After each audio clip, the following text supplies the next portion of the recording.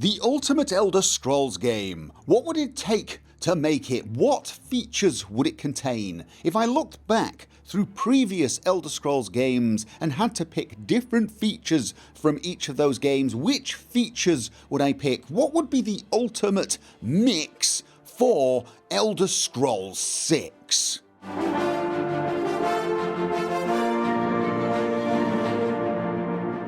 Now yeah, the Elder Scrolls 6 is many years away. They're still working on Starfield, and although they've probably gone into pre-production on Elder Scrolls 6, they really haven't done much work on it. So it might seem a little weird to be making this sort of video right now, but it's not, because I'm a firm believer that if you want someone to make something the way you want them to make it, it's probably a good idea if you tell them that before they start making it. Call me crazy, that just seems to make sense. And before we start, let me just tell you what this video will not be. For a start, it will not be a Bethesda bashing video. I didn't make this video to point out all the things they've done wrong. In fact, quite the opposite. I want to focus on the things they did right, and where possible, when talking about this ultimate Elder Scrolls 6 game, I actually want to point to previous games and say, see, you did it right there. If possible, that's how I would like to do this. This video is also not going to be a sort of top 10 list of really obvious things I want to see in the next Elder Scrolls game. I'm not going to be saying better graphics, a new engine, no bugs and stuff like this, because whilst yes, I would like great graphics and obviously I'd like less bugs, these are sort of really obvious things that almost go without saying. No, what I want to talk about are the sort of almost expected features that you find in this sort of single player open world RPG. The things we take for granted and don't often discuss. And to kick it off, I'm going to start with something that is key to pretty much every RPG I've ever played, and that is the character system.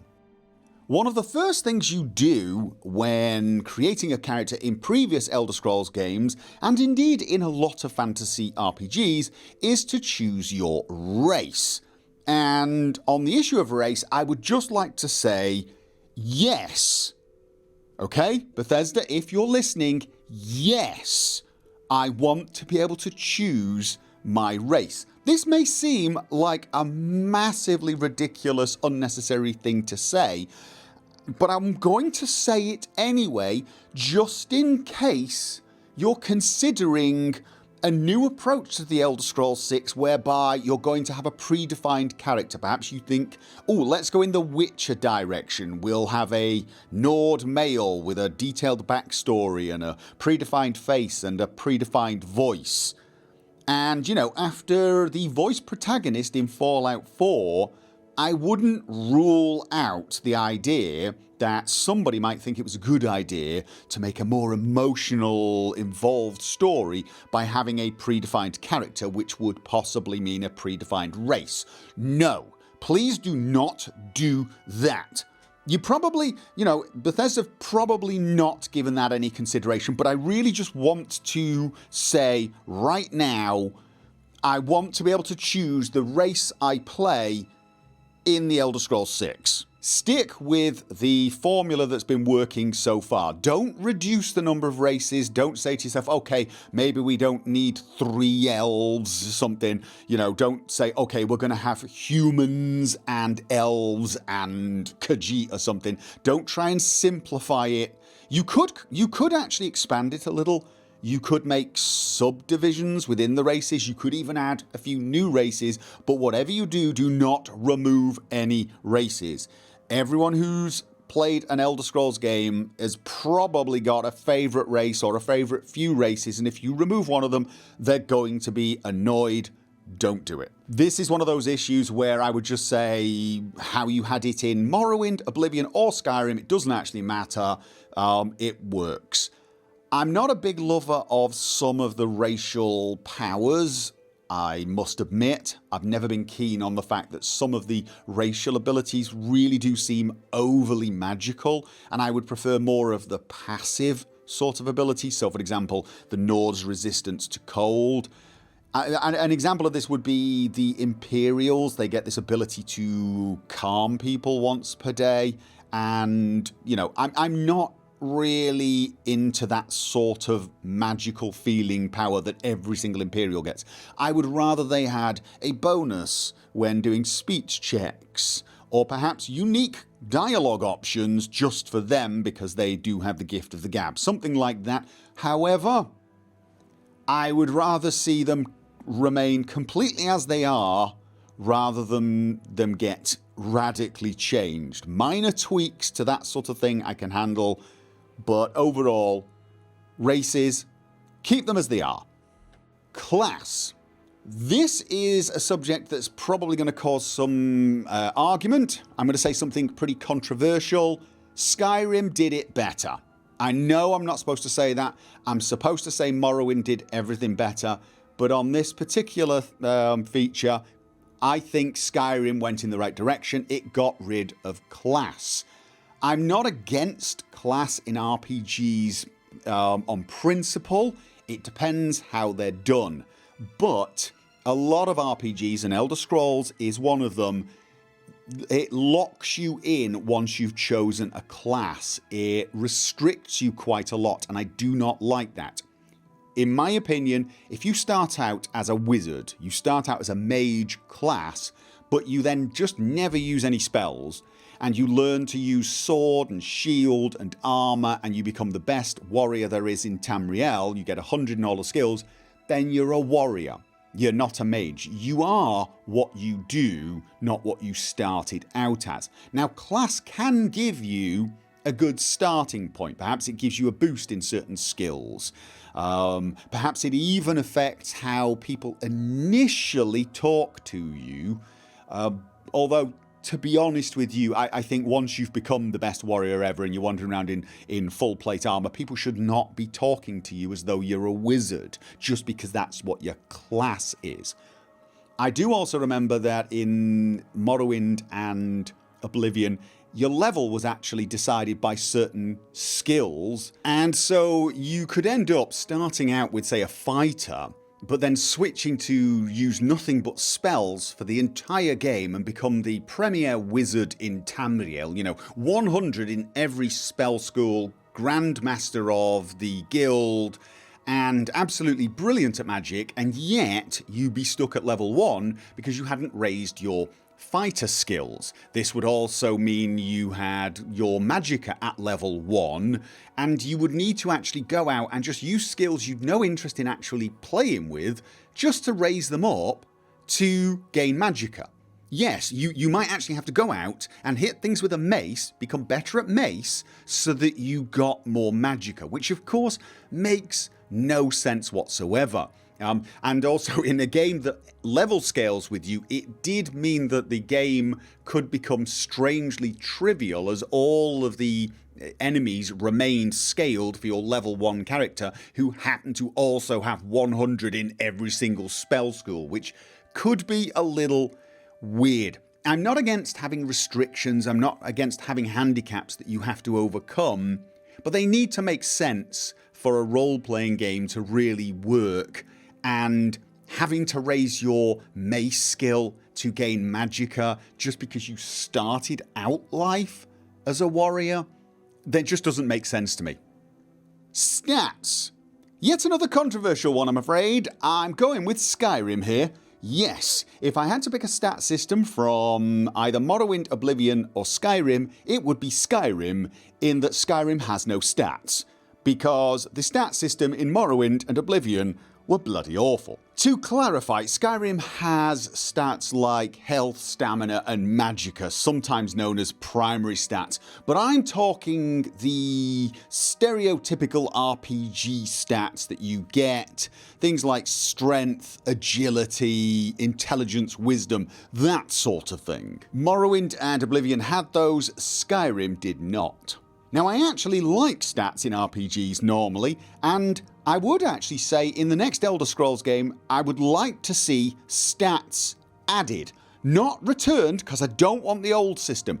I hated the old system. To me, stats should be something that allow you to customise your character at the early stages when you start your character. Perhaps you want a very strong character or a very fit character. Maybe you want something a little different. You want a warrior who's not that strong but is actually quite agile and charismatic. Perhaps you want a mage who's actually a bit tough, can land a good punch every now and again, enjoys a bit of a bar fight. You get to customise your character at the start with the stats, and usually stats make a big difference at the start, but they begin to get less important as your skills improve. You overcome your limitations through skills. Perhaps some of your stats actually enhance your skills if you've gone for that sort of playthrough, but the weaker stats you've got they'll fade away as handicaps. Stats just didn't work that way though in Morrowind and Oblivion. My Orc Warrior would have the same stats as your Orc Warrior and the same stats as everyone else's Orc Warrior. There was no customization whatsoever. You were always the same. It was so generic. And even the way you increased those skills wasn't particularly engaging. You generally got a chance to upgrade your stats when you fell asleep after you'd leveled up, and the amount you could increase was based upon certain skills you'd increase, which sounds reasonable until you realise that very often you'd have an idea for a character where the skills didn't quite match the stat increases you wanted. So if you wanted a super strong and fit barbarian warrior who ran around in a loincloth with a long sword, you were a bit out of luck because unfortunately the skills that increased your strength and endurance were not unarmed or blade, so you kind of had to develop those other skills as well, which either kind of ruined the gameplay that you were going for or encouraged you, when you got the level up message, to run off and do some grinding. Again, I'm not against restrictions and having to make choices.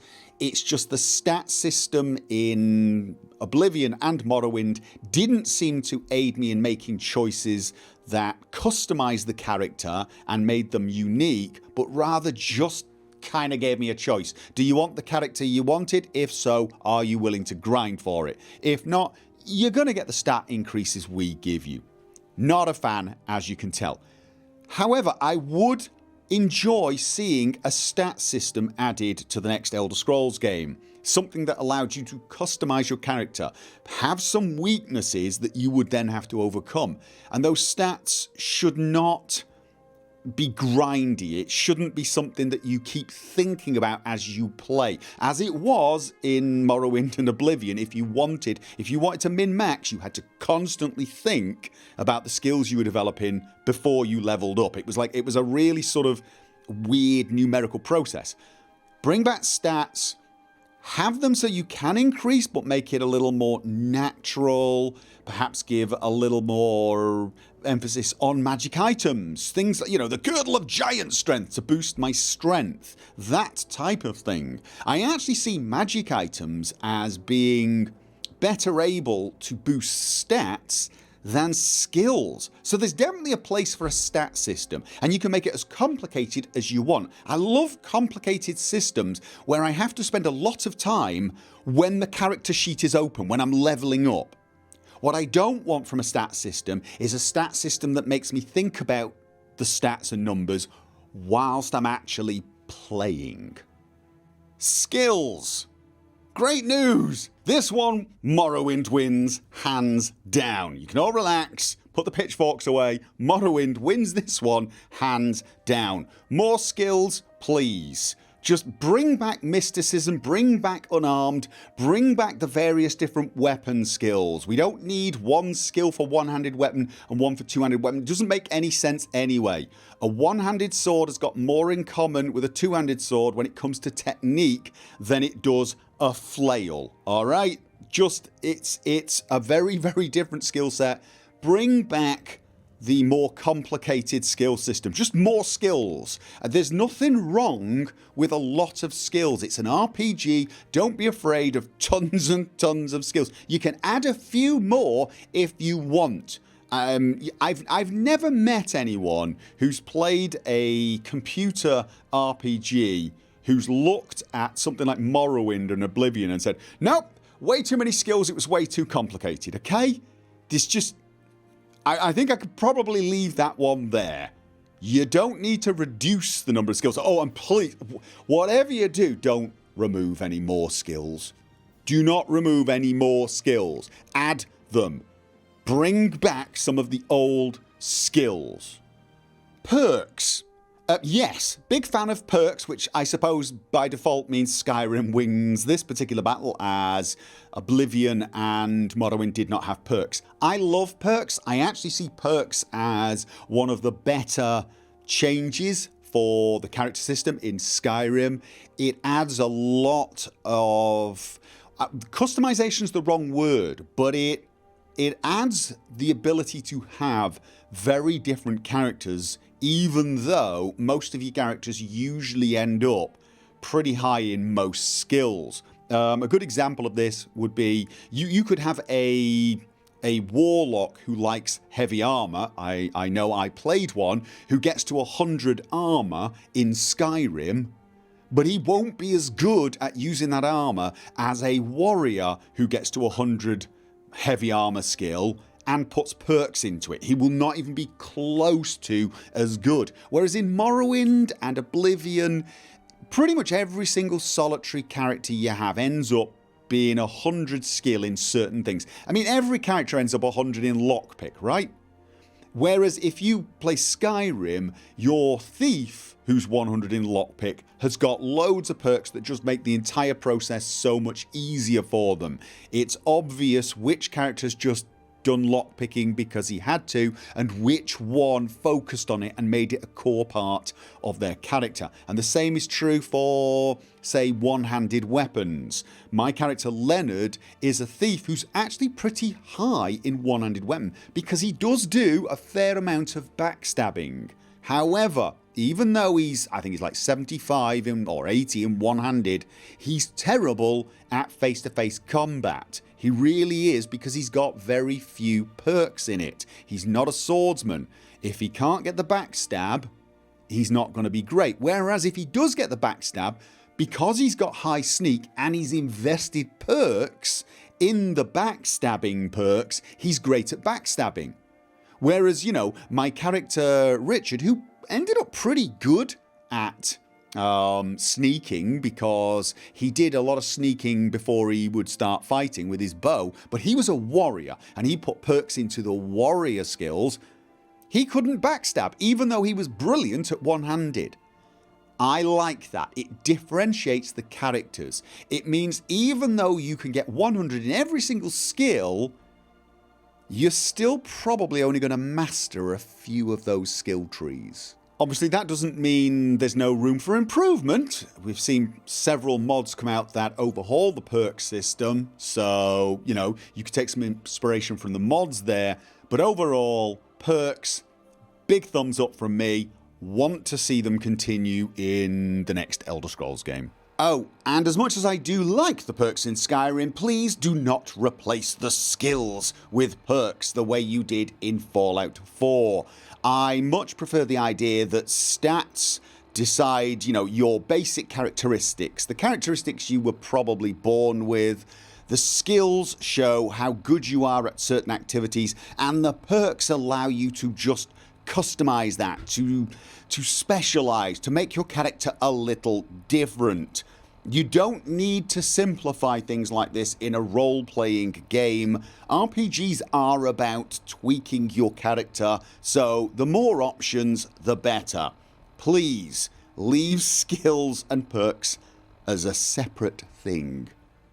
Signs! And yes, I said signs, birth signs, not stones, and thus you can probably imagine I'm going to be choosing like Morrowind or Oblivion over Skyrim, and that is actually the case. I preferred the birth sign idea than the standing stones. The standing stones were cool and it let you change your sign, but in some ways I feel like that is actually the problem. Your birth sign is supposed to be something you were born under and never changes. I like that idea. I especially like the ones that come with some handicaps. I'm not against the idea of standing stones though. So I'm wondering if you could actually have both. Birth signs gives you a major trait, possibly a major bonus, and a little bit of a negative. You know, you choose your birth sign, and then maybe there should be some neutral ones that have just got a little bit of a positive. But you know, things like was it the Atronach, where you couldn't regenerate mana, but you absorb it, things like that. I think that should be your birth sign. You live with it. But maybe there are stones out there that you can interact with and get a blessing, almost like the divine blessing, a sort of and it's permanent until you take the next one. It's more I'm going to devote my life to this particular sign, even though I wasn't born under it, and you get some minor buff or something like that. But if we've got to choose one or the other, I just prefer the birth signs. The standing stones feel a bit too much like you wanted to have birth signs, but you wanted a respec option to be available for people who change their mind. This is one of those cases where, unlike class, I say, even if you're a warrior because you've done loads of warrior stuff, but you started out under the mage sign thinking, you know, learning a few magic skills, and then you became a warrior, you were still born under the mage sign, yeah, which gives you certain advantages with magic, but you don't get the birth sign advantages of, say, being born under a warrior sign. I think that's a good handicap to overcome. You're a warrior, but you were born under the mage sign. It's kind of interesting, but not restrictive. It doesn't stop you becoming a warrior. It just maybe gives you a little bit of a hardship in being a warrior. And the final thing under the auspices of character is voice. No. Just absolutely no. If you're tempted to have the voice protagonist again, do not do it. Do not Fallout 4 The Elder Scrolls. I do not want the voice. I mean, the obvious problem, of course, is you would have to have a huge array of voices. One for each race at least, but I think more. Because there are different dialects. You do have elves with different dialects. More like, you know, very, very posh dialects, and some of them far more common. And you're going to need that for the different sort of characters people want. You know, you definitely need an orc voice. You need a Khajiit voice. You're going to definitely need Khajiit, Argonian. So if you have a voice protagonist, you're either going to have a huge number of lines that you need to get voiced, and that worries me that you'll reduce the dialogue. But even if you did manage to do it, even if you got 5 million voice lines, so you've covered every eventuality, don't do it anyway. Some people like to imagine the voice, and it might be a very, very different voice to the one you have got in mind. It's great to have voice protagonists in things like The Witcher, where he's got a predefined face, character, name, voice, and backstory. But The Elder Scrolls, like Fallout, is a game where I want to define who I am playing. That's the appeal of The Elder Scrolls for me. You give me a voice protagonist, and you're just going to completely change the way I feel about The Elder Scrolls. So please, no voiced protagonist. I know some people are going to dislike that. There's going to be a few people who think, no, I think it really adds to it. You're probably not quite as hardcore an Elder Scrolls fan as the people screaming no, though, because those of us who've been playing these games for years and played them 10 times through, 20 times through, the idea that our characters have the same voice each and every time is just nauseating. Now, I appreciate this is a personal preference thing, and I'm not against change completely, but I'm going to play the don't mess with my beloved franchise card here. Voice protagonist is not an upgrade. It is a side grade. A lot of people seem to think that, you know, oh, well, we've got to a certain point in technology and gaming. It's now the age of voice protagonists. There's no reason to not have a voice protagonist, as if all games with voice protagonists are better than all games with silent protagonists. It's not the case. It's a personal preference. Some games, in my opinion, for me and for a lot of other people, are better because the protagonist has no voice and we can imagine the voice of our choice. We get to decide that voice in our head.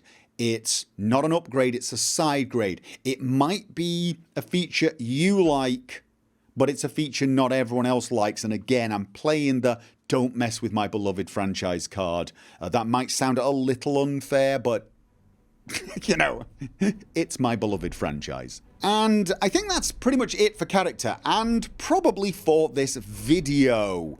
Those are the features I want to see in a character build in the next Elder Scrolls 6 game.